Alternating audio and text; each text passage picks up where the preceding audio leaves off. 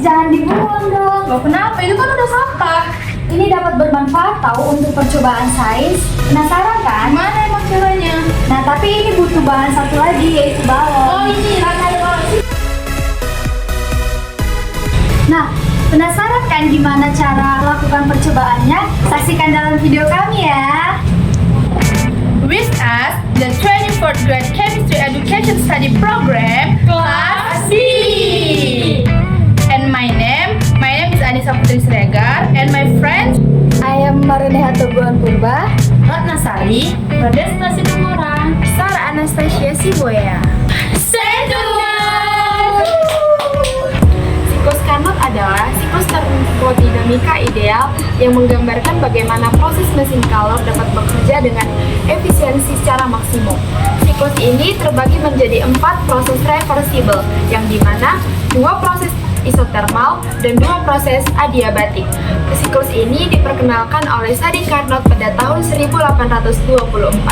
Pada eksperimen siklus Carnot ini, kita menggunakan beberapa bahan dan alat. Alat dan bahan yang kita gunakan yang pertama yaitu pisau, termometer, kaleng bekas, dan balon. Bahannya yaitu air panas dan air yang diberikan es batu. Pada percobaan ini, kaleng berisi udara ditutup dengan balon, kemudian dipindahkan secara bergantian ke dalam air panas dan air dingin. Tujuannya adalah melihat bagaimana perubahan suhu memengaruhi volume udara di dalam kaleng. Perubahan volume udara terlihat melalui perubahan mengembang atau mengempisnya balon.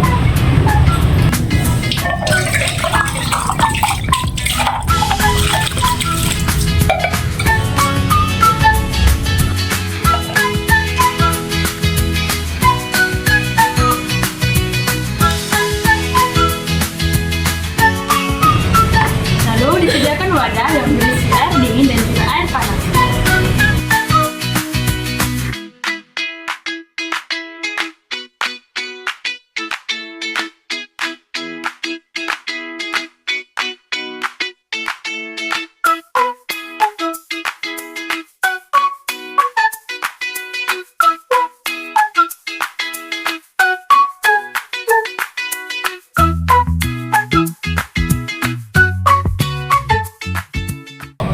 Hasil ini menggambarkan adanya 2 proses penting dalam siklus Carnot, yaitu yang pertama adanya proses ekspansi dan yang kedua adalah adanya proses kompresi. Nah, yang pada proses yang pertama itu, yang pada proses kompresi, saat kaleng dimasukkan di dalam air panas, nah di dalam kaleng ini udaranya itu akan memuai sehingga volumenya bertambah, sehingga menjadikan balonnya ini menjadi mengembang.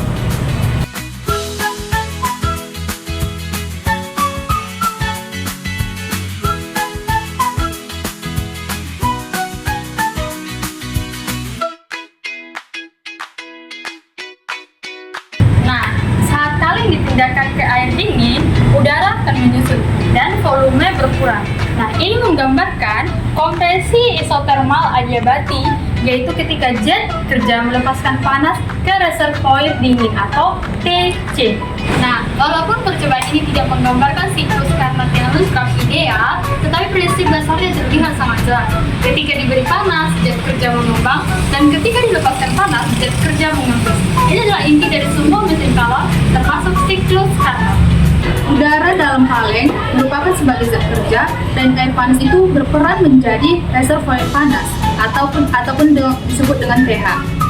Nah, air es itu berperan sebagai reservoir dingin atau TC, dan balon berfungsi sebagai indikator perubahan volume.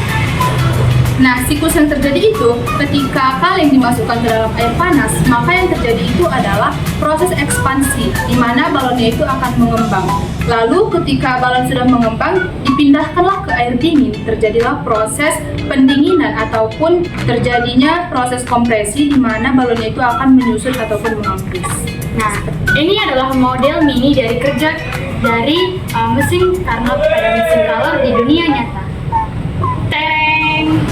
Jadi teman-teman, dari hasil percobaan sederhana yang telah dilakukan, maka dapat disimpulkan bahwa yang pertama, perubahan suhu secara langsung dapat memengaruhi volume gas. Yang kedua, balon yang mengembang, dan balon yang mengempis itu merupakan bukti visual bahwa panas dapat dikonversi menjadi kerja atau perubahan volume. Kemudian yang ketiga, dari percobaan sederhana yang dilakukan itu dapat berhasil untuk mensimulasikan prinsip utama dari siklus Carnot, yaitu ekspansi untuk pemanasan dan kompresi untuk pendinginan. Kemudian yang keempat atau yang terakhir, meskipun alat yang digunakan sederhana, tapi itu sangat relevansi untuk memahami prinsip dasar dari termodinamika.